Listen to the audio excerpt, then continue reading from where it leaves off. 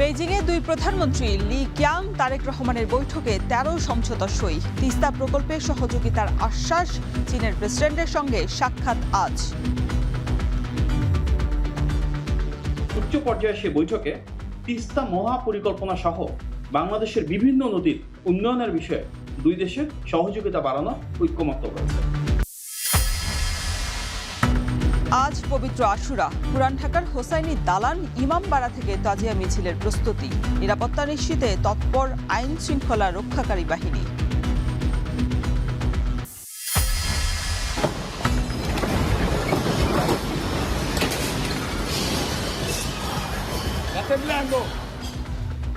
শক্তিশালী ভূমিকম্পে মৃত্যুপুরী ভেনেজুয়েলার কারাকাস। নিহত বেড়ে ২৩৫, লাখো প্রাণহানির শঙ্কা। নেমে এসেছে ভয়াবহ মানবিক বিপর্যয়।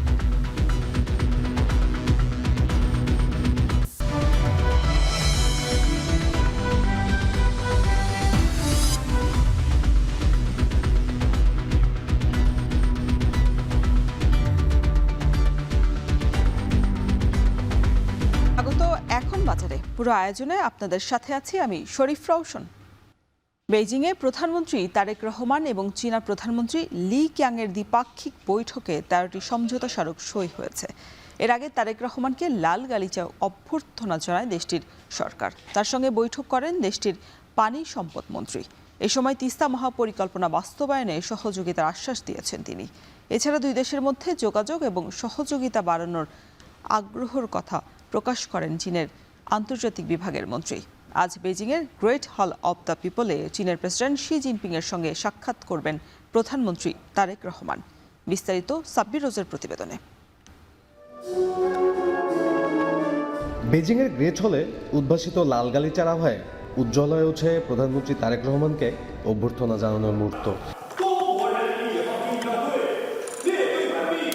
চীনের প্রধানমন্ত্রী লি কিয়াংয়ের রাজস্বিক সম্মানে সস্ত্রীক ভূষিত হন তারেক রহমান। চীনের প্রধানমন্ত্রীর পক্ষ থেকে দেওয়া হয় সুসজ্জিত গার্ড অব অনার। রাজস্বিক অভ্যর্থনা শেষে বৈঠকে বসেন দুই প্রধানমন্ত্রী লি কিয়াং ও তারেক রহমান। আলোচনা হয় ব্যবসা বিনিয়োগ সহ দুই দেশের স্বার্থ সংশ্লিষ্ট বিভিন্ন বিষয়ে। বৈঠক শেষে দুই প্রধানমন্ত্রী, মন্ত্রী ও ঊর্ধ্বতন কূটনীতিকদের উপস্থিতিতে ১৩টি সমঝোতা স্মারক স্বাক্ষরিত হয়। পরে এক সংবাদ সম্মেলনে রপ্তানি বৃদ্ধি, ব্যাংক খাতে বিনিয়োগ, কারিগরি শিক্ষার প্রসার, বাণিজ্য সহায়তা সহ দেশের উন্নয়নে স্বাক্ষরিত এসব চুক্তি তুলে ধরেন প্রধানমন্ত্রীর উপদেষ্টা ডক্টর মাহাদি আমিন। তিনি বলেন, তিস্তা মহাপরিকল্পনা সহ অভিন্ন নদী ও পানি ব্যবস্থাপনা নিয়ে সার্বিক সহযোগিতা করবে চীন। উচ্চ পর্যায়ের সে বৈঠকে তিস্তা মহাপরিকল্পনা সহ বাংলাদেশের বিভিন্ন নদীর ব্যবস্থাপনা, বন্যা ঝুঁকি মোকাবেলা, নদী খনন, নদী ভাঙন রোধ, সেচ ও নৌ নেভিগেশন সহ বিভিন্ন সম্পৃক্ত বিষয়ে উন্নয়নের বিষয়ে দুই দেশের সহযোগিতা বাড়ানোর ঐক্যমত্য হয়েছে। মাহাদি আমিন বলেন, ভূ রাজনীতি, কূটনীতি সহ বাংলাদেশের ব্যবসা বাণিজ্যের প্রসারে একযোগে কাজ করবে চীন বাংলাদেশ। বাংলাদেশের অবকাঠামোগত উন্নয়নে বর্তমানে চীন অনেক বড় একটা ভূমিকা রাখছে এবং সেই ধারাবাহিকতায় আজকের আলাপচারিতায় উঠে এসেছে চীন কিভাবে বাংলাদেশের রোড, ব্রিজ, টানেল, পোর্ট এই ধরনের খুব ইম্পর্টেন্ট ডেভেলপমেন্ট প্রসেসে হেল্প করতে পারে। আমাদের নতুন রাস্তা, ব্রিজ বা টানেল যদি করতে হয় কিংবা বন্দর ক্ষেত্রে যদি কোনো উন্নয়নের প্রয়োজন হয় সেক্ষেত্রে চীন তার সর্বোচ্চ সহযোগিতা বাংলাদেশের সাথে করবে। প্রধানমন্ত্রীর এই উপদেষ্টা আরও বলেন, রোহিঙ্গা প্রত্যাবাসন, দুর্যোগ মোকাবেলায় আধুনিকায়ন, ব্রিক্সে বাংলাদেশকে সংযুক্ত করা, চিকিৎসা সহায়তা ও গণমাধ্যমে বিনিয়োগের মতো নানা গুরুত্বপূর্ণ বিষয়ে বাংলাদেশের পাশে থাকবে চীন।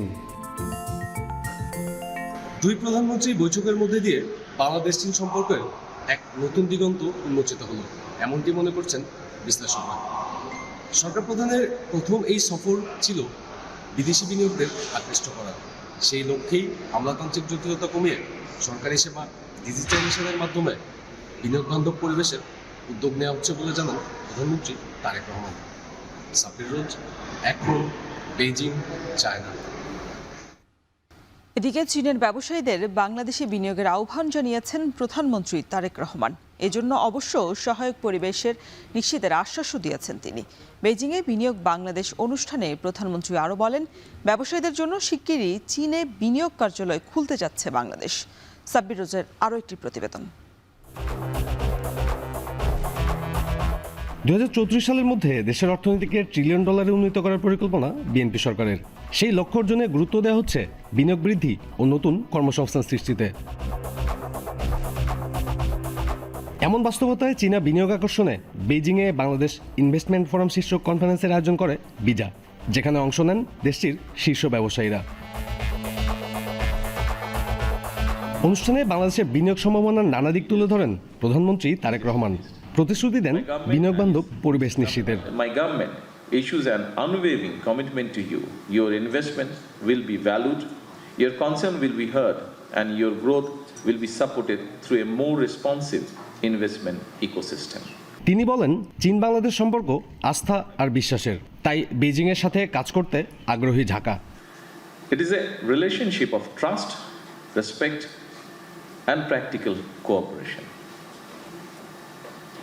Over these years, this relationship has moved from diplomacy to development, from development to trade, and now from trade to deeper cooperation, including wide-range industrial partnerships. শিগগিরই চীনে একটি বিনিয়োগ কার্যালয় খোলার ঘোষণা দেন প্রধানমন্ত্রী Tarique Rahman. As you have already heard, today I am also happy to announce that soon we will be opening our first investment office in China. Our objective is simple. Chinese investors should not have to wait until they arrive in Bangladesh to receive support. We want to be closer to you, speak to you more regularly, and help you move faster from interest to decision. প্রধানমন্ত্রী আরও বলেন, আনোয়ারায় চীনা অর্থনৈতিক ও শিল্পাঞ্চল এবং মোংলায় দ্বিতীয় অর্থনৈতিক অঞ্চল গড়ে তোলা হচ্ছে। We are inviting Chinese companies to extend their value chain into Bangladesh. We can help Chinese companies serve global markets while benefiting from growing large domestic demand. This is a complementary, practical, and win-win relationship. We are developing dedicated industrial landing points for Chinese investors, including the Chinese Economic and Industrial Zone in Anora and the second economic zone in Mongla. দীর্ঘমেয়াদী টেকসই প্রবৃদ্ধি, অর্থনৈতিক উন্নয়ন, পারস্পরিক সমৃদ্ধি ও দ্বিপাক্ষিক বিনিয়োগ চুক্তি উন্নত করতে তার সরকার বদ্ধপরিকর বলেও জানান সরকার প্রধান। প্রধানমন্ত্রী তারেক রহমানের প্রথম বিদেশ সফরের এজেন্ডা ছিল বিদেশি বিনিয়োগকারীদের আকৃষ্ট করা। এই লক্ষ্যেই আমলাতান্ত্রিক জটিলতা কমিয়ে সরকারি সেবার ডিজিটালাইজেশনের মাধ্যমে দেশে বিনিয়োগের পরিবেশ নিশ্চিত করা হচ্ছে বলে জানালেন তিনি। সাব্বির রোজ, এখন, বেইজিং, চায়না। ফুটবল বিশ্বকাপের আইকনিক ট্রফিকে হীরা আর স্বর্ণ মুদ্রা দিয়ে নতুন এক রূপেই তুলে ধরেছেন দুবাইয়ের এক জুয়েলারি ব্যবসায়ী। নিখুঁত কারুকাজ, দীর্ঘ সময়ের শ্রম আর ফুটবলের প্রতি ভালোবাসা মিলিয়ে এই সৃষ্টি এখন নজর কাড়ছে সবার। স্বর্ণের ঝলকে বিশ্বকাপ ট্রফির সেই ব্যতিক্রমী গল্পই শোনাচ্ছেন ফারহান ইহসান।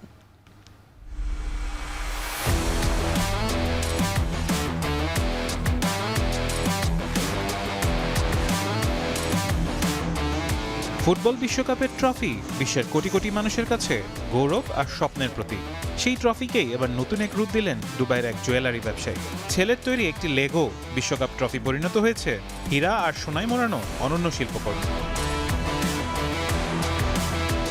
দুবাইয়ের জুয়েলারি ব্যবসায়ী হেমন্ত কারামচাঁদানির এই ব্যতিক্রমী সৃষ্টির মূল্য প্রায় 3 লাখ দিরহাম, বাংলাদেশি অর্থে যেটি কোটি টাকারও বেশি। ট্রফিটিতে ব্যবহার করা হয়েছে প্রায় 900টি হীরার টুকরো, যা বসানো হয়েছে 18 ক্যারেট সোনার উপর। কারামচাঁদানি জানান, পুরো কাজটি শেষ করতে তার সময় লেগেছে 35 দিন। শুরুতে তিনি শুধু ট্রফির নাম ফলকে হীরা বসানোর পরিকল্পনা করেছিলেন, পরে ধীরে ধীরে পুরো নকশাতেই যোগ করেন হীরার ছোঁয়া। I want the younger generation, the kids wants to, look at it and take some inspiration. I don't want to make it very expensive, so the reason I chose a very subtle pieces, I still want the trophy element to it. It's not only like it's a piece of jewelry, so that's why we have kept it very limited.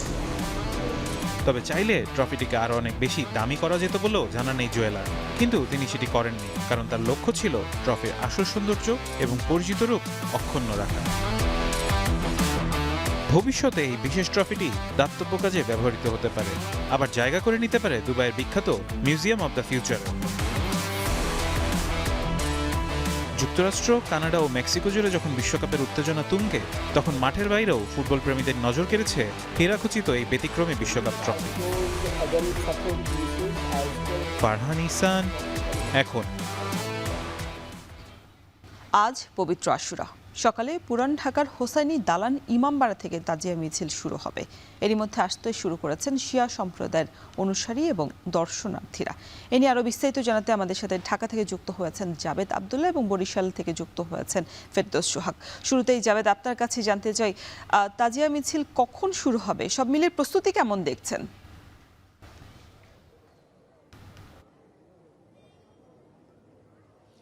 Rowshan, আজ 10 মহরম, পবিত্র আশুরা। Islamic দৃষ্টিকোণ থেকে দিনটি বেশ মর্যাদাপূর্ণ এবং তাৎপর্য বহ একটি দিন। এই দিনটি মূলত শিয়া সম্প্রদায় শোকের দিন হিসেবে মূলত তারা দিনটিকে বিবেচনায় রাখেন।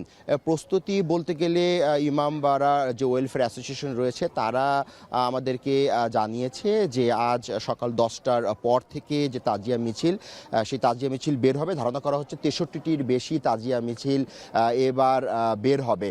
একটু এইভাবে বলা যায় যে তাজিয়া মিছিলগুলো এই পুরান ঢাকার যে ইমামবাড়া রয়েছে সেই হস্তি দালান ইমামবাড়া থেকে বের হবে। এটি গিয়ে শেষ হবে ধানমন্ডির যে অস্থায়ী যে কারবালা রয়েছে বা অস্থায়ী যে ইমামবাড়া রয়েছে সেখানে গিয়ে মূলত এই তাজিয়া মিছিলটি শেষ হওয়ার কথা রয়েছে। একটু জানিয়ে রাখি যে মূলত এই 680 খ্রিস্টাব্দে 61 হিজরিতে যে হযরত মুহাম্মদ সাল্লাল্লাহু আলাইহি সাল্লামের যে দৌহিত্র হযরত ইমাম হুসাইন, তিনি মূলত কারবালার ময়দানে যে ফোরাত নদীর তীরে ইয়াজিদ বাহিনীর দ্বারা শহীদ হয়েছিলেন এবং তার পুরো পরিবার সেই যুদ্ধে শহীদ হয়েছিলেন। সেই থেকেই এই শিয়া সম্প্রদায়ের যারা অনুসারী রয়েছে, যারা হযরত ইমাম হুসাইনের অনুসারী রয়েছে, তারা মূলত এই দিনটিকে শোকের দিন হিসেবে দেখে থাকে।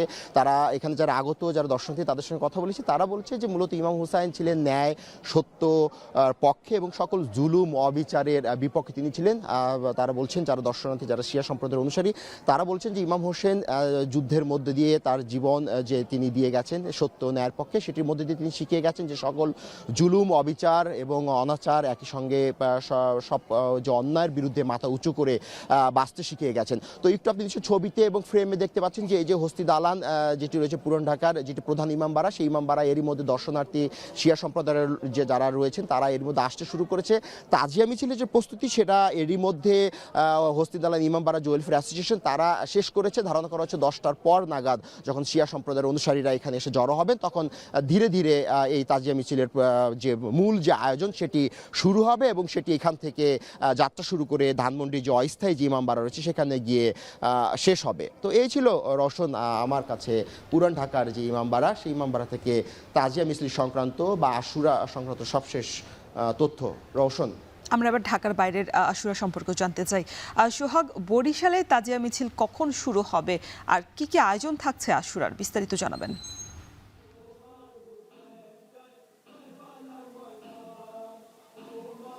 আপনাকে ধন্যবাদ। আমরা রয়েছি বরিশাল নগরীর কাউনিয়ার মরক্ষরা পুল এলাকায়। এই জায়গাটিতে প্রতি বছরই কিন্তু তাজিয়া মিছিলের আয়োজন করা হয়, এবারও আয়োজন করা হয়েছে। তবে তাজিয়া মিছিল বের হতে বেশ সময় লাগবে। আয়োজক যারা রয়েছেন তাদের সঙ্গে কথা বলে এমনটি জেনেছি। আমরা একটু দেখাবার চেষ্টা করছি। মরক্ষলা পুল সংলগ্ন যে জায়গাটিতে এই আয়োজনটি হয়ে থাকে সেখানে শুধুমাত্র তাজিয়াটি যেটি সাজানো হয়েছে সেটি রয়েছে, আর কিছু ভক্তবৃন্দ রয়েছেন। তবে তাদের সঙ্গে কথা বলে তাদের উত্তরটি যেটি হয়েছে সেটি হচ্ছে যে 9টা বা তার কিছু পরে তাদের এই আয়োজনটি শুরু হতে পারে। বরিশালে সারা দেশের মতো বরিশালেও কিন্তু কিছু আয়োজন হয়ে থাকে, তারই অংশ হিসাবে এখানে করা হয়েছে আয়োজন। একটি তাজিয়া মিছিল বের হওয়ার কথা রয়েছে বরিশালে। এর বাইরে যেটি হবে সেটি হচ্ছে যে মসজিদে দোয়া এবং মিলাদ মাহফিলেরও আয়োজন রয়েছে, আলোচনা সভার আয়োজন রয়েছে। একটু জানিয়ে রাখি যে বরিশালে এই পবিত্র আশুরা হচ্ছে আসলে ইসলামিক চন্দ্রপঞ্জির প্রথম মাস বা মহরমের 10 তারিখ। এটি মুসলিমদের জন্য কিন্তু অত্যন্ত তাৎপর্যপূর্ণ এবং ঐতিহাসিক একটি দিন। ঐতিহাসিক ও ধর্মীয় গুরুত্ব হিসেবে কারবালা ট্র্যাজেডি অর্থাৎ 680 খ্রিস্টাব্দে এই দিনে ইরাকের কারবালা প্রান্তরে মহানবী হযরত মুহাম্মদ সাল্লাল্লাহু আলাইহি ওয়াসাল্লামের দৌহিত্র হযরত ইমাম হুসাইন রাদিয়াল্লাহু এবং তার পরিবারের স্বৈরাচারী শাসক ইয়াজিদ বাহিনীর হাতে নির্মমভাবে শহীদ হন। এই আত্মত্যাগের স্মরণে কিন্তু শিয়া মুসলিমরা দিনটি গভীর শোক ও শ্রদ্ধার সাথে পালন করেন।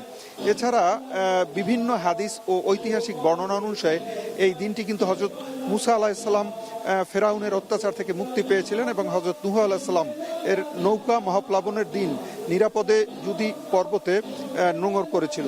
তো সবকিছু মিলিয়ে আমরা যেটা দেখি যে আজকের এই যে আয়োজন, এই আয়োজনটিকে ঘিরে কিন্তু যা কিছু হয়ে থাকে সব কিছুই কিন্তু হয়ে থাকে এই বিষয়টিকে কেন্দ্র করে।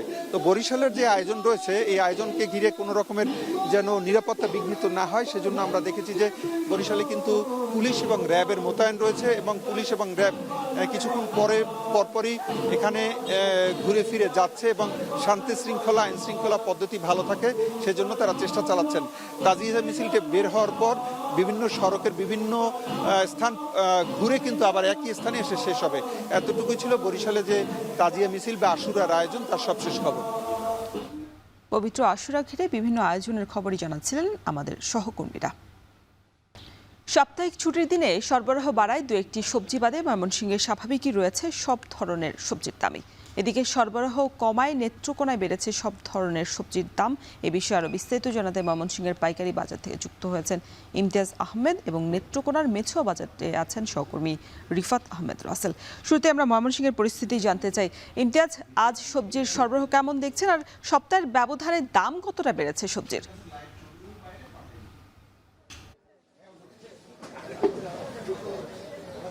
রওশন, আমরা গত এক মাস বেশি সময় ধরে আমরা একটু আবহাওয়াটা অনুকূল দিচ্ছি, যার কারণে কিন্তু ময়মনসিংহের মেছুয়া বাজার যেটা রয়েছে, আমরা এখন রয়েছে পাইকারি বাজারে। এখানে সবজির সরবরাহটা বেড়েছে পাইকারি এবং খুচরা বাজারেও, যার কারণে কিন্তু আসলে সপ্তাহের ব্যবধানে খুব বেশি দাম কিন্তু বাড়েনি। দুই একটি সবজি বাদে সরবরাহ বাড়ার কারণে স্বাভাবিকই রয়েছে সবজির দরদাম। আমরা বেশ কিছু সবজির দরদাম একটু জানিয়ে দেওয়ার চেষ্টা করব। আমরা প্রথমে যেটা দেখতে পাচ্ছি যে বরবটি যেগুলো রয়েছে সেই বরবটি আজকে বিক্রি হচ্ছে 25 থেকে 30 টাকা পাইকারি যে দামটা কেজি বিক্রি হচ্ছে। সেই সাথে আমরা দেখতে পাচ্ছি পটল বিক্রি হচ্ছে 26 থেকে সর্বোচ্চ ভালো সাইজের যেগুলো রয়েছে 30 টাকা পর্যন্ত বিক্রি হচ্ছে। এছাড়া কচুরমুখী দেখতে পাচ্ছি, কচুরমুখী বিক্রি হচ্ছে 30 টাকা করে। কাঁচামরিচের দুটো প্রকার দেখতে পাচ্ছি আমরা। মানভেদে কাঁচামরিচের থেকে সর্বোচ্চ 60 টাকা পর্যন্ত কেজি বিক্রি হচ্ছে বলে আমাদেরকে জানিয়েছেন। এখানকার বেশিরভাগ সবজি কিন্তু চরাঞ্চলে, চরশিরতা, বুড়োচর, পরাণগঞ্জ, নীলক্ষিয়া, পাশাপাশি উত্তরবঙ্গ থেকেও কিছু সবজি আসে। আমরা করলা দেখছি, করলা মানভেদেও কিন্তু বিক্রি হচ্ছে 30 থেকে 35 বা সর্বোচ্চ 40 টাকা কেজি পাইকারি। এবং আজকে শুক্রবার ছুটির দিন থাকায় কিন্তু সকালবেলায় আমরা খুব একটা ভিড় না দেখলেও কিন্তু দেখতে পাচ্ছি যে প্রচুর সবজি সরবরাহ। কচুরলতি বিক্রি হচ্ছে 20 থেকে 22 টাকা কেজি। এবং সেই সাথে আরও যে সবজিগুলো রয়েছে বিভিন্ন আড়তগুলোতে আমরা দেখতে পাচ্ছি যে ঝিঙে দেখতে পাচ্ছি, ঝিঙে বিক্রি হচ্ছে প্রতি কেজি 30 থেকে 35 টাকা। ধুন্দল দেখতে পাচ্ছি আমরা, ধুন্দল বিক্রি হচ্ছে 25 থেকে 28 টাকার মধ্যে। এবং চিচিঙ্গা রয়েছে, চিচিঙ্গা বিক্রি হচ্ছে 25 থেকে 26 টাকা কেজি। আমরা পেঁপে দেখতে পাচ্ছি, পেঁপে বিক্রি হচ্ছে পাইকারি কেজি 20 টাকা করে।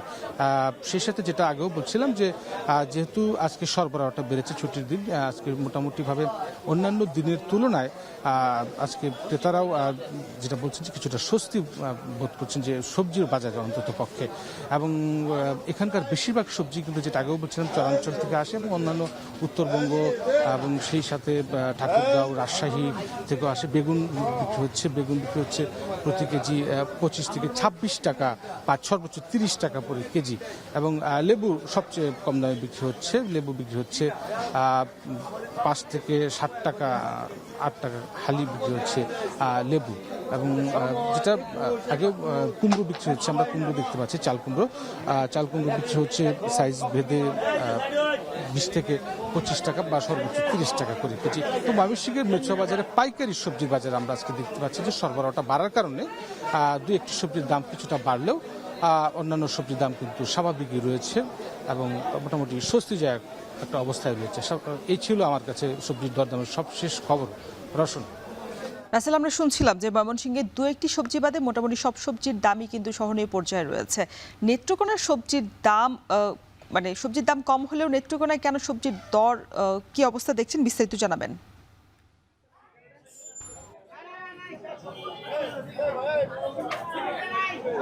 রোশন, আপনি কিছুক্ষণ আগে ময়মনসিংহের সবজির বাজারের দরদামের কথা শুনছিলেন। নেত্রকোনা যেহেতু একটি হাওর অধ্যুষিত এলাকা, বর্ষায় এই এলাকার বেশিরভাগ জমি কিন্তু হাওরের যে পানি রয়েছে সেই পানিতেই কিন্তু ডুবে থাকে, যার ফলে এখানকার যেই বাজারগুলো রয়েছে সেই বাজারগুলোর চাহিদা কিন্তু পূরণ করে উত্তরবঙ্গের যে আসলে জেলাগুলো যেগুলো রয়েছে, চুয়াডাঙ্গা, রাজশাহী সহ অন্যান্য এলাকা, সেই এলাকার সবজি উৎপাদিত সবজিতে কিন্তু এই এলাকার বাজারগুলো মূলত পরিচালিত হয়ে থাকে, যার ফলে এখানকার বাজারগুলো মূলতই নির্ভর করে আসলে পরিবহন এবং সরবরাহ ব্যবস্থার উপরে। এখন যেহেতু একটু সরবরাহ কম রয়েছে, যার ফলে কিন্তু নেত্রকোনার যে বাজার আছে সেই বাজারগুলোতে কিন্তু মোটামুটি সব সবজির দামই বেড়েছে, এমনটাই কিন্তু ব্যবসায়ীরা বলছেন। আজকে যদি আমি একটু সবজির দরদামের কথা বলি, আজকের বাজারে চিচিঙ্গা বিক্রি হচ্ছে 30 থেকে 35 টাকার মধ্যে, এছাড়াও পটল বিক্রি হচ্ছে 25 থেকে 30 টাকার মধ্যে। এছাড়াও অন্যান্য যে সবজিগুলো রয়েছে, বিশেষ করে আগাম শিম আমরা দেখেছি, সেই শিমগুলো কিন্তু বিক্রি হচ্ছে 230 থেকে 240 টাকার মধ্যে। এছাড়াও আরও কিছু সবজি যেগুলো বাজারে উঠেছে, বিশেষ করে কচু মুখী দেখেছি আমরা 45 থেকে 50 টাকার মধ্যে বিক্রি হচ্ছে। মূলত ব্যবসায়ীরা বলছেন যে এখন যেহেতু বর্ষার সময়, যার ফলে এই বাজারগুলোতে কিন্তু মোটামুটি সব ধরনের সবজির দামই কিন্তু বেড়েছে। আগামী কয়েক মাস অর্থাৎ একেবারে শীতের আগ না পর্যন্ত কিন্তু এই যে বাজারগুলো রয়েছে সেই বাজারগুলোতে কিন্তু সবজির এমন অবস্থায় থাকবে। মূলত পরিবহন ব্যবস্থার উপরেই কিন্তু এই সবজির বাজারগুলো নিয়ন্ত্রণ করে। এছাড়াও ব্যবসায়ীরা যে বলছিলেন যে আসলে বাজারগুলোতে যদি মনিটরিং ব্যবস্থা জোরদার করা যেত, তাহলে কিন্তু সবজির যে দরদামগুলো রয়েছে সেই দরদামগুলোকে অনেকটাই নিয়ন্ত্রণে থাকতো। যেহেতু আজকে ছুটির বাজার, ছুটির দিনে কিন্তু আমরা দেখেছি সকাল থেকেই ক্রেতারা আসছেন এবং তাদের যে প্রয়োজনীয় যে সবজিগুলো রয়েছে সেই সবজিগুলো কিন্তু তারা ক্রয় করছেন। তো বলা যায় যে 30 থেকে 50 টাকার মধ্যেই কিন্তু নেত্রকোনার যে বাজার রয়েছে সেই বাজারগুলোতে কিন্তু সবজির কেনা বেচা হচ্ছে। তো এই ছিল আমার কাছে নেত্রকোনা থেকে সবজির বাজারের সর্বশেষ। সবজির বাজার পরিস্থিতি জানাতে নেত্রকোনা এবং এর আগে ময়মনসিংহ থেকে যুক্ত ছিলেন সহকর্মীরা।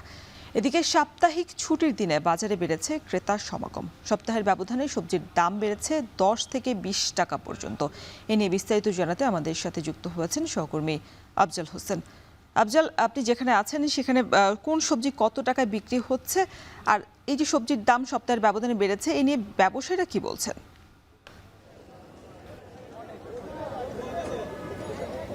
রওশন, এক সপ্তাহের ব্যবধানে কিছু কিছু সবজি 10 থেকে 15 টাকা বেড়েছে। এর কারণ হিসেবে ব্যবসায়ীরা বলছেন যে দেশের বিভিন্ন অঞ্চলে, বিশেষ করে যে অঞ্চলে সবজি ঢাকায় বেশি আসে সেই অঞ্চলের কিছু অংশ অতিবৃষ্টির কারণে নষ্ট হয়ে গেছে, কিছু আংশিক নষ্ট হয়েছে, কিছু ক্ষেত্রে সবজি ডুবে গেছে। এরকম কিছু সবজি নষ্ট হওয়ার কারণে বাজারে সরবরাহের যে কিছুটা ঘাটতি পড়েছে, এজন্য এই সামান্য পরিমাণে দাম বেড়েছে বলে তারা জানিয়েছেন। যদিও কাঁচা বাজারের যে দাম এটা আসলে সবসময় ওঠানামা করে। আর এই মুহূর্তে আমি আছি মাছের বাজারে, যাত্রাবাড়ির যে মাছ বাজারে রয়েছে। এখানে বিক্রেতারা জানিয়েছেন অন্যান্য দিনের মতোই, বিশেষ করে গত সপ্তাহের মতো যে দামটি ছিল এটা এখন অব্যাহত রয়েছে, অর্থাৎ দাম বাড়া বা কমার কোনো খবর পাওয়া যায়নি। এবং এখন পর্যন্ত এখানে যে সকল মাছ সবচেয়ে বেশি বিক্রয় হয় এর মধ্যে যদি আমি বলি, পাঙ্গাস মাছ বিক্রয় হচ্ছে 350 থেকে 350 টাকা।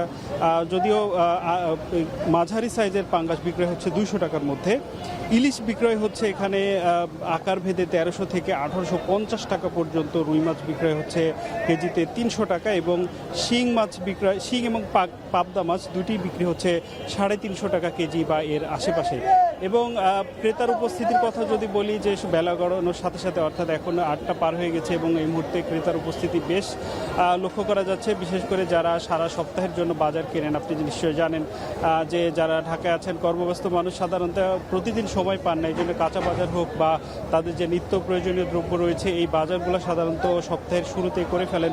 এবং আজকে শুক্রবার ছুটির দিন, এই জন্যে এই দিনটিকে তারা বেছে নেন এবং এখন পর্যন্ত বাজারে ক্রেতাদের উপস্থিতি ব্যাপক রয়েছে এবং বেলা বাড়ার সাথে সাথে এই উপস্থিতি আরও বাড়বে। এবং তারা বলছেন যে ক্রেতা বলছেন ক্রেতা সাধারণ যে সবকিছু পণ্যের দাম আসলে নাগালের মধ্যে রয়েছে এবং এভাবে যদি থাকে তাহলে হয়তো তাদের জন্য ক্রয়টা সহজ হবে। রওশন। মাছ এবং সবজির বাজার পরিস্থিতি জানাতে যাত্রাবাড়ি আড়ত থেকে যুক্ত ছিলেন সহকর্মী আফজাল হোসেন। মৎস্য সম্পদ রক্ষায় প্রায় সারা বছরই নদী এবং সমুদ্রে চলে অভিযান। তবে সেই প্রচেষ্টার পরও বরিশাল বিভাগে দিন দিনই কমছে ইলিশের উৎপাদন। চলতি অর্থ বছরে উৎপাদন কমেছে প্রায় 1 লাখ মেট্রিক টন। বরিশালের বিভিন্ন বাজারে এখন ইলিশের দাম সাধারণ মানুষের নাগালের বাইরে। আমিনুল ইসলামের তোলা ছবিতে বাকিটা জানাচ্ছেন অমিত হাসান।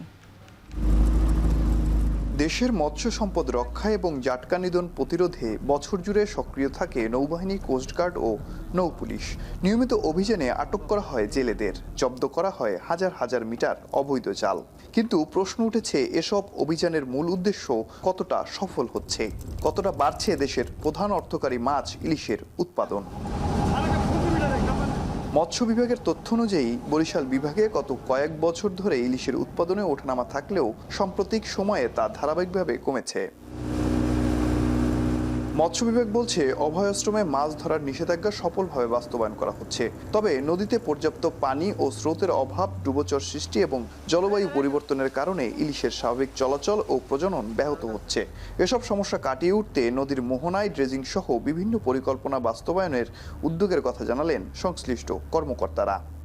নদী টু সাগর, সাগর টু নদী, এটা তাদের লাইফ স্প্যানেরই অংশ। সো এটা যখন বাধাগ্রস্ত হয় তখন কিন্তু আপনার ডিম ছাড়ার পরিমাণ, জাটকা, সাইবাগুলের পরিমাণ সবই কিন্তু কমে যায়। এ কারণে কম। এরপর মনুষ্য সৃষ্ট কিছু কারণ তো আছেই, সব মিলেই আসলে কমে যাচ্ছে। ইলিশের উৎপাদন কমে যাওয়ায় সরাসরি প্রভাব পড়েছে বরিশালের ঐতিহ্যবাহী মাছের বাজারগুলোতে। যে বাজারে একসময় ইলিশের রাজত্ব ছিল, সেখানে এখন পর্যাপ্ত ইলিশের দেখা মেলাই কঠিন। ব্যবসায়ীরা জানান, 5 বছর আগেও পোর্ট রোড বাজারে প্রতিদিন 2 থেকে 2,500 মন ইলিশ সরবরাহ হতো। এখন সে সরবরাহ নেমে এসেছে প্রায় 1/3। ফলে ক্রেতাদের পাশাপাশি লোকসান গুনতে হচ্ছে ব্যবসায়ীদেরও। অনেক মাছ ছিল আমাদের এই ঘাটে, এমন দিন আছে 4,000, 5,000, 10,000 মন মাছ হয়েছে। এখন ছোট ছোট খররা কয়, ওইটাই ইলিশের বাচ্চা, ওইটা চেক দিতে হইবে, জনগণও সতর্ক হইতে হইবে। এখন কমতে কমতে আমাদের ইলিশ মাছ আর শাসনা মাছ মিলাইয়া গড়ে 1500 মন মাছ আছে। 5 বছর আগে তো অতুলনীয়, মিনিমামের 5-6 গুণ। তখন তো একটা আড়তদারের মাছ আর এখন 50টা আড়তদারের মাছ। বিশেষজ্ঞদের মতে, নিষেধাজ্ঞা ও অভিযান থাকলেও অনেক ক্ষেত্রে তা কার্যকরভাবে বাস্তবায়িত হচ্ছে না। দীর্ঘমেয়াদী পরিকল্পনা এবং কার্যকর ব্যবস্থাপনা গ্রহণ করা গেলে ইলিশের সুদিন আবারও ফিরিয়ে আনা সম্ভব বলে মনে করেন তারা। এই নদীগুলোকে আপনার পুনর্জীবন দান করতে হবে এবং এটা ইন্টারন্যাশনাল যে আইন, সেই অনুযায়ী আমাদের পানির হিস্সা বাড়ানো। যখন আপনার ন্যাচারাল ফ্লোকে আপনার একটা নির্দিষ্ট মাত্রায় চালু করা হবে, তখন আবার নদীতে স্রোত ফিরে আসবে, আবার ইলিশের আপনার সয়লাভ হয়ে যাবে। গত 2 বছরে বরিশাল বিভাগে ইলিশের উৎপাদন কমেছে প্রায় 38,000 মেট্রিক টন, আর চলতি অর্থ বছরে উৎপাদন কমেছে প্রায় 1 লাখ মেট্রিক টন। এ ধারা অব্যাহত থাকলে দেশের জাতীয় মাছ ইলিশের উৎপাদন ভবিষ্যতে আরও সংকটের মুখে পড়তে পারে বলে আশঙ্কা সংশ্লিষ্টদের। অমিত হাসান, এখন বরিশাল। রাজশাহীতে দৃশ্যমান হতে শুরু করেছে বাংলাদেশ চীনের যৌথ উদ্যোগে নির্মাণাধীন ওয়াটার ট্রিটমেন্ট প্ল্যান্ট প্রকল্প। 4 বছরের মেয়াদের এই প্রকল্পের কাজ শুরু হওয়ার 3 বছরের মাথাতেই শেষ হয়েছে প্রায় 50% অবকাঠামো নির্মাণ। একই সঙ্গে নগরে পানি সরবরাহের পাইপলাইন বসানোর কাজও এগিয়ে চলছে দ্রুত গতিতেই। রাহিনুল ইসলামের ক্যামেরায় বাকিটা জানাচ্ছেন রাকিবুল হাসান। ক্রমবর্ধমান নগর রাজশাহী, জনসংখ্যা ও নগরায়নের সঙ্গে বাড়ছে সুপেয় পানির চাহিদাও। বর্তমানে নগরীতে প্রতিদিন প্রায় 3,70 লাখ লিটার পানির ঘাটতি রয়েছে। এই সংকট নিরসনে 2018 সালের অক্টোবরে একনেক সভায় অনুমোদন পায় রাজশাহীতে ভূপরিস্থ পানি শোধনাগার প্রকল্প। পরে 2023 সালের জুলাইয়ে বাংলাদেশ ও চীনের যৌথ অর্থায়নে প্রকল্পটির বাস্তবায়ন শুরু হয় গোদাগাড়ী উপজেলার যোধ গোসাইদাস এলাকায়। উচ্চ ক্ষমতা সম্পন্ন এই পানি শোধনাগার প্রকল্পটি নির্মিত হচ্ছে 3টি ধাপে। পদ্মা ও মহানন্দা নদীর মোহনায় নির্মাণ করা হচ্ছে ইনটেক পয়েন্ট। এর কাছেই গড়ে উঠছে দৈনিক 20 কোটি লিটার পানি শোধনের ক্ষমতা সম্পন্ন মূল ট্রিটমেন্ট প্ল্যান্ট। আর নগরীর পাশে পবা উপজেলার হরিপুর এলাকায় নির্মাণ করা হচ্ছে বুস্টার পাম্প। প্রকল্প সংশ্লিষ্টরা বলছেন, সবগুলো অংশের কাজই এগিয়ে চলছে পরিকল্পনা অনুযায়ী। সর্বমোট মিলে 1800 প্লাস শ্রমিক কাজ করছে। 1800 প্লাস শ্রমিক প্রতিদিন কাজ করছে। কাজের গতি খুবই ভালো, দৃশ্যমান।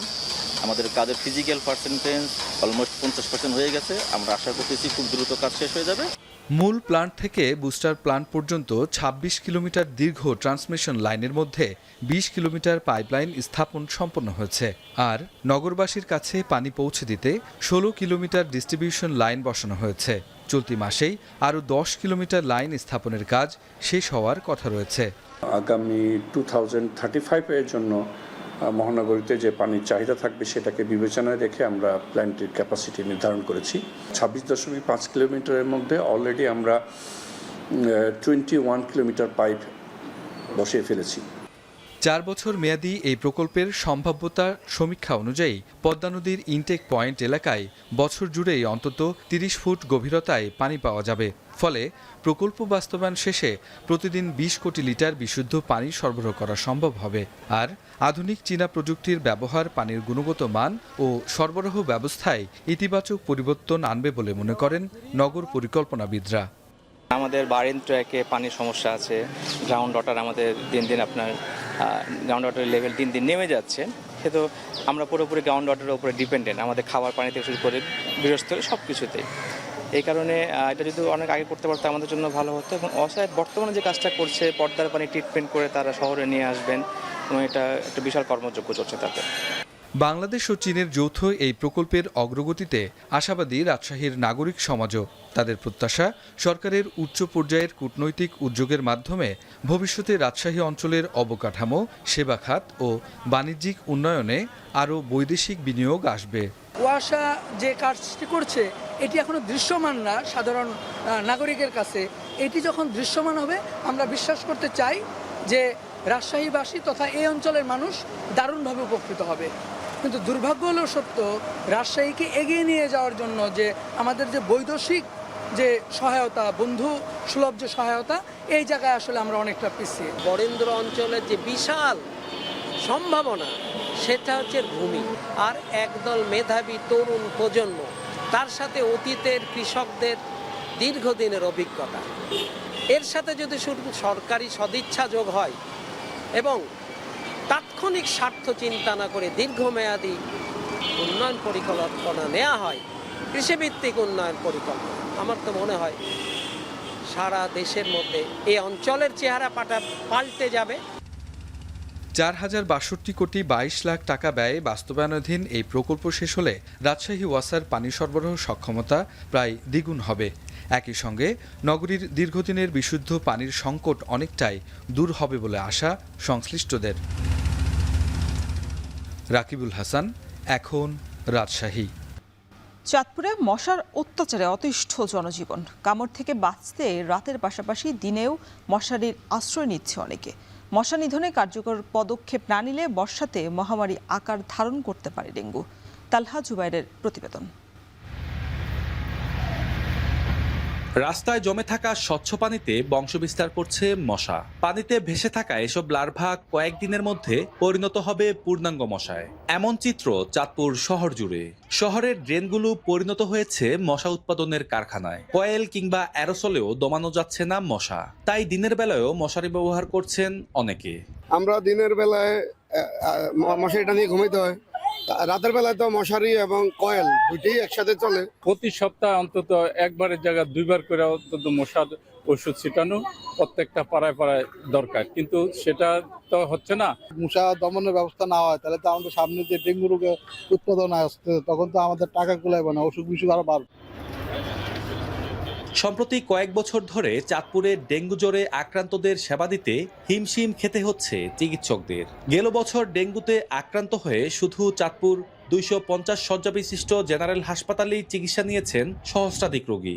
মশা যেখানে প্রজনন করে, যেখানে পানি জমা থাকে, যেখানে ময়লা আবর্জনা থাকে, সেই জায়গাগুলো পরিষ্কার পরিচ্ছন্ন রাখতে হবে। পৌরসভার পাশাপাশি আর কিন্তু আমাদের প্রত্যেক নাগরিকের দায়িত্ব যে যার যার বাড়ি, অফিস, আদালত এগুলো কি পরিষ্কার পরিচ্ছন্ন রাখা এবং মশার বংশবিস্তার করতে না পারলে শুধু হাসপাতালের মাধ্যমে কি ডেঙ্গু পরিস্থিতির মোকাবিলা করা খুবই দুঃসাধ্য। পৌরসভা কর্তৃপক্ষ বলছে তাদের 10টি ফগার মেশিনের মধ্যে 5টি অচল হয়ে পড়ে আছে। নানা সীমাবদ্ধতা থাকা সত্ত্বেও দুটি দল নিয়মিত মশক নিধনে কাজ করছে। পরিস্থিতি স্বাভাবিক রাখতে জনগণকে আরও সচেতন হওয়ার আহ্বান পৌর কর্তৃপক্ষের। আমরা আমাদের কার্যক্রম ডেঙ্গু প্রতিরোধের কাজ চালিয়ে যাচ্ছি। এই কার্যক্রমের মধ্যে আমরা পরিষ্কার পরিচ্ছন্নতা এবং আমাদের যেই টিমগুলো রয়েছে, আমাদের মূলত দুটো টিম, পাঁচজন সদস্য করে দুটো টিম, এই দুটো টিমই আমাদের পৌরসভার সব জায়গায় মশক নিধনে কাজ করছে। মশার যন্ত্রণা থেকে মুক্তি দিতে কর্তৃপক্ষ কার্যকর পদক্ষেপ গ্রহণ করবেন এমনটাই প্রত্যাশা পৌরবাসীর। তালহা জুবায়ের, এখন চাঁদপুর। এবার জানাবো দেশের বাইরের খবর। মাত্র 1 মিনিটেরও কম সময়ের ব্যবধানে পরপর দুটি শক্তিশালী ভূমিকম্প, আর তাতেই ধ্বংসস্তূপে পরিণত হয়েছে ভেনেজুয়েলার বন্দর নগরী লা গুয়াইরা, রাজধানী কারাকাস এবং এর আশপাশের এলাকাগুলো। শেষ খবর পাওয়া পর্যন্ত প্রাণহানির সংখ্যা বেড়ে দাঁড়িয়েছে 235 জনে। আহত হয়েছেন 4000-এরও বেশি মানুষ। ধ্বংসস্তূপের নিচে আটকা পড়ে আছেন বহু মানুষ। তাদের জীবিত উদ্ধারে নিরন্তর প্রচেষ্টা চালিয়ে যাচ্ছে উদ্ধারকর্মীরা। পেনুকা সুলতানার প্রতিবেদন।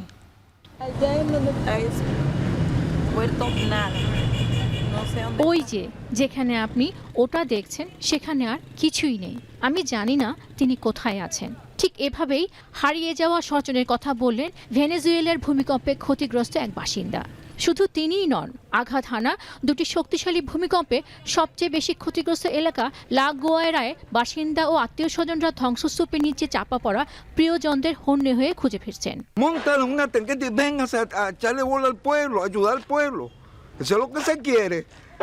Busquen los tractores, sáquenlo donde sea, para la mecánica, a todos los constructores. Eso es lo que se quiere. বুধবার মধ্যরাতে মাত্র 1 মিনিটেরও কম সময়ের ব্যবধানে পরপর দুটি শক্তিশালী ভূমিকম্পের আঘাতে ধ্বংসস্তূপে পরিণত হয়েছে ভেনেজুয়েলার বন্দর নগরী লা গুয়াইরা, রাজধানী কারাকাস এবং এর আশেপাশের এলাকাগুলো। এতে হতাহতের সংখ্যা ক্রমেই বেড়ে যাচ্ছে। এছাড়া জোড়া ভূমিকম্পে ধসে পড়েছে শতাধিক ভবন। ধ্বংসস্তূপের নিচে আটকা পড়ে আছেন বহু মানুষ। তাদের জীবিত উদ্ধারে সময়ের সঙ্গে পাল্লা দিয়ে প্রচেষ্টা চালিয়ে যাচ্ছে উদ্ধারকর্মীরা। রেড ক্রস ও জাতিসংঘের বিশেষ দল এরই মধ্যে উদ্ধার অভিযান সমন্বয়ের জন্য এগিয়ে এসেছে। যোগ দিয়েছেন স্থানীয়রাও। এদিকে ভেনেজুয়েলায় ভয়াবহ এই ভূমিকম্পের পর হাজার শিশু ঝুঁকিতে রয়েছে বলে সতর্ক করেছে ইউনিসেফ। পাশাপাশি ভূমিকম্প কবলিত এলাকায় প্রায় 39 লাখ শিশু বাস করে এবং অনেক পরিবারের জরুরি সহায়তা প্রয়োজন বলে এক বিবৃতিতে জানিয়েছে আন্তর্জাতিক এই সংস্থাটি। পেনুকা সুলতানা, এখন বিশ্ব। কৌশলগত, সামরিক এবং অর্থনৈতিক দিক থেকে পিছিয়ে পড়ায় ইউক্রেন যুদ্ধে শান্তি আলোচনার ইঙ্গিত দিচ্ছেন রুশ প্রেসিডেন্ট ভ্লাদিমির পুতিন। অনেক বিশ্লেষক একে ক্রেমলিনের চাল হিসেবে এড়িয়ে যেতে চাইলেও আল জাজিরার বিশ্লেষণ, যুদ্ধের পরিবর্তিত পরিস্থিতিতেই মস্কো এখন ব্যাকফুটে, যে কারণে 4 বছরের বেশি সময় পর সংঘাতের এই প্রথম বিজয়ের আত্মবিশ্বাস পাচ্ছে ইউক্রেন। সতীর্থ কর্মকার জানাচ্ছেন বাকিটা। ইউরাল বা উরাল পর্বতমালা যতদিন আছে, বহির্বিশ্বের কোনো শক্তি রাশিয়ার ক্ষতি করতে পারবে না। 100 বছরের পুরনো এই প্রবাদে চির ধরিয়ে ফেলেছে ইউক্রেন। নেপোলিয়নের আগ্রাসন কিংবা নাৎসি জার্মানদের অভিযান, ইউরাল পর্বতশ্রেণীর পেছনে যুদ্ধাস্ত্র, সম্পদ কিংবা লোকবল সরিয়ে নেওয়াই ছিল সবচেয়ে সহজ সমাধান। মস্কোর এই ইতিহাসও পাল্টে ফেলেছে কিয়েভ সেনারা। গেল এপ্রিলের শেষে উরালের প্রশাসনিক রাজধানীতে ভয়াবহ ড্রোন হামলা চালায় ইউক্রেন। পরপর 5 বার বন্ধ করে দেয়া হয় ইয়েকাতেরিনবার্গ বিমানবন্দর, তেল শোধনাগার এবং জ্বালানি স্থাপনায় হামলার জেরে খাদ্য সরবরাহ কমে যাওয়া, অর্থনীতির পতন এবং পেট্রোলের ভয়াবহ ঘাটতি দেখা দেয় পুরো এলাকায়। শুধুই একটি ঐতিহাসিক ঘাঁটিতে শক্তিশালী অভিযান নয়, সেনা হতাহতের সংখ্যা, রসদ সংকট, আন্তর্জাতিক চাপ, নিষেধাজ্ঞা সব মিলিয়ে 4 বছরেরও বেশি সময় ধরে চলা সংঘাতে এই প্রথম বিজয়ের আত্মবিশ্বাস কি জিনিস তা উপলব্ধি করছে ইউক্রেন। কিয়েভের তাণ্ডবে আর নিরাপদ নয় রাজধানী মস্কো। І це не поодинокий випадок, це конкретна ціль і конкретний результат. দেখা যাচ্ছে দক্ষিণ পূর্ব দোনবাস অঞ্চলে কিয়েভ নিয়ন্ত্রিত অংশ দখল করা, উত্তর ও দক্ষিণ ইউক্রেনের কিছু এলাকায় সেনা উপস্থিতি বাড়ানো, এই সব অভিযানেই ব্যর্থ রাশিয়া। তাই আবারও শান্তি আলোচনা শুরু করতে চাইছেন প্রেসিডেন্ট পুতিন, যা ইরান যুদ্ধের প্রেক্ষাপটে ম্রিয়মাণ হয়ে গেছে। ক্রেমলিনের দাবি 2022-এর ইস্তাম্বুল চুক্তির ভিত্তিতে ইউক্রেনের সঙ্গে শান্তি চুক্তি করতে চায় রাশিয়া, যদিও কোনো কোনো বিশ্লেষক একে পুতিনের চাল হিসেবেও আখ্যা দিচ্ছেন। Договориться с Украиной мирными средствами. এমন প্রেক্ষাপটে ইউক্রেনকে $102 বিলিয়ন ঋণের প্রথম কিস্তি হস্তান্তরের ঘোষণা দিয়েছে ইইউ। এছাড়াও ইউক্রেন পুনর্গঠনে ইউরোপীয় ইউনিয়ন, ফ্রান্স, জার্মানি এবং পোল্যান্ডের একটি বিনিয়োগ তহবিলও তৈরি হচ্ছে। এর মাধ্যমে চলতি বছর €500 মিলিয়ন সংগ্রহ করার লক্ষ্য নিয়েছে EU. And with the Ukraine support loan, we will provide a further €90 billion over the next 2 years. That is why the reforms undertaken in the context of Ukraine's EU accession process are so important. এসব দোলাচলের মধ্যেই German radar নির্মাতা প্রতিষ্ঠানের সঙ্গে চুক্তি সেরেছে Flamengo cruise ক্ষেপণাস্ত্রের নির্মাতা ইউক্রেনের fire point. ইউরোপের জন্য একটি ক্ষেপণাস্ত্র প্রতিরক্ষা ব্যবস্থা নির্মাণ করবে এই দুটি প্রতিষ্ঠান। চলতি বছরের শেষে এই ডিফেন্স সিস্টেমের ইন্টারসেপ্টর তৈরির ঘোষণা দিয়েছে তারা। এদিকে রাশিয়ান কনসুলেট বন্ধ করে দেওয়ার জবাবে রোমানিয়ার সকল কনসাল জেনারেলকে বহিষ্কারের ঘোষণা দিয়েছে রুশ পররাষ্ট্র মন্ত্রণালয়। অন্যদিকে যে কোনো সময় যুদ্ধের মোড় ঘুরে যেতে পারে এমন আশঙ্কায় নেটোর ইস্টার্ন ফ্ল্যাঙ্ক বা পূর্বাঞ্চলীয় সীমান্তের নিরাপত্তা পরিস্থিতি নিয়ে উদ্বেগ জানিয়েছেন পোল্যান্ডের প্রধানমন্ত্রী। সতীর্থ কর্মকার, এখন বিশ্ব। আর এই ছিল এখন বাজারের আয়োজনে। এখন টেলিভিশন ওয়েবসাইটে দেখতে ভিজিট করুন www.ekon.tv। এছাড়া ফেসবুকে যুক্ত থাকতে ভিজিট করুন facebook.com/tv.ekon এবং ইউটিউবে সরাসরি দেখতে ভিজিট করুন youtube.com/c/ekontv।